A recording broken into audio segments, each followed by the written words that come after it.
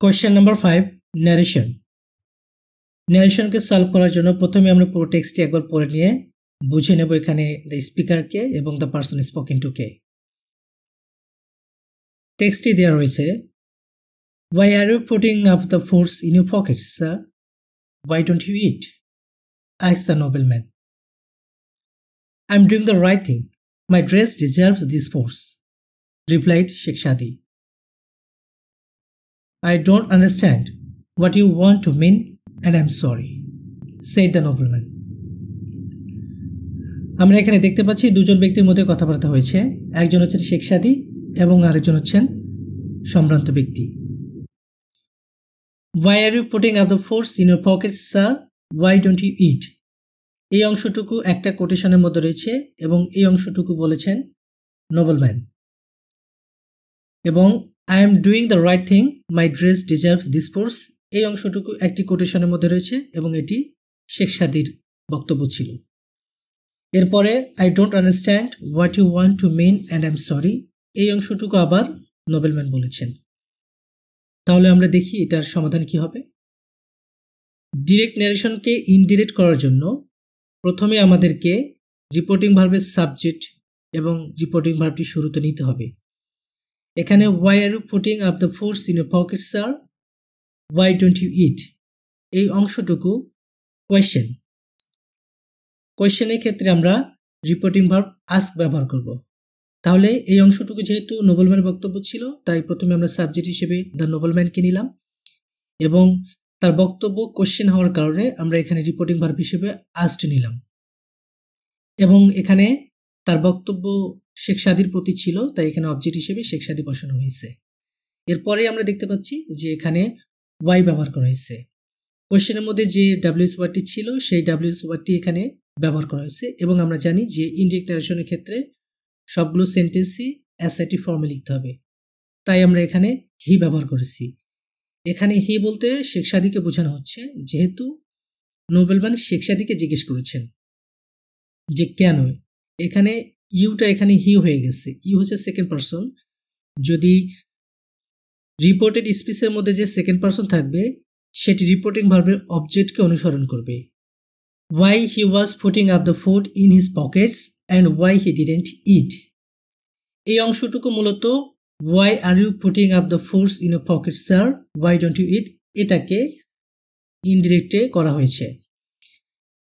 এর পরবর্তীতে I am doing the right thing, my dress deserves these fruits.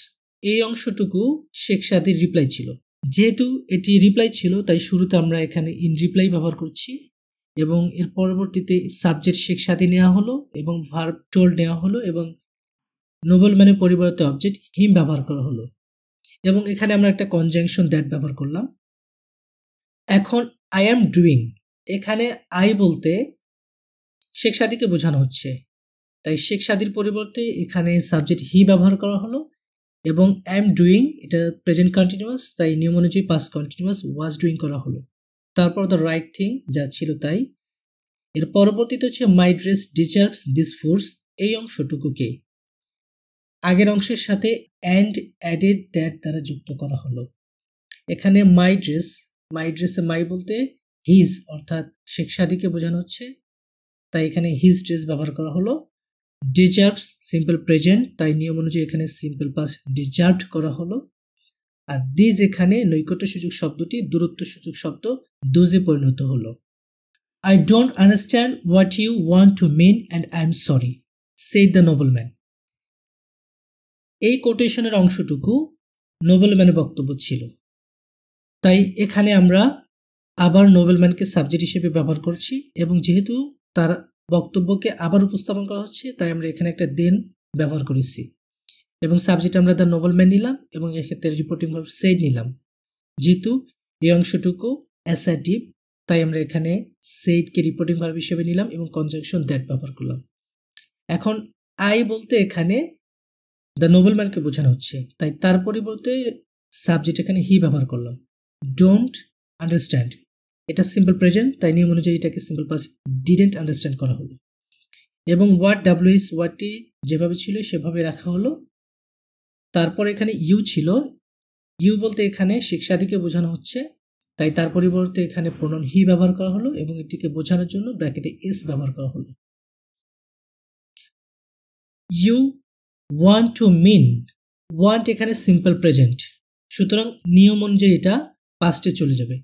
খেয়াল করি ডিডন্ট আন্ডারস্ট্যান্ড এই অংশটুকু সিম্পল পাস্ট, এই জন্য আমরা এর পরের যে অংশটুকু এটাকে আমরা পাস্ট পারফেক্ট করছি, তাই এখানে হ্যাড মিন্ট করা হয়েছে। And added that he was sorry, এবং তার সঙ্গে আমরা যে আই এম সরি অংশটুকু এটাকে আমরা এর সঙ্গে যুক্ত করে দিলাম অ্যান্ড অ্যাডেড দ্যাটের মাধ্যমে। এখানে আই বলতে দ্য নোবেলম্যানকে বোঝানো হচ্ছে, তাই এর পরিবর্তে হি ব্যবহার করা হলো, এবং অ্যাম যেহেতু সিম্পল প্রেজেন্ট তাই এর পরিবর্তে সিম্পল পাস্টে ওয়াজ ব্যবহার করা হলো।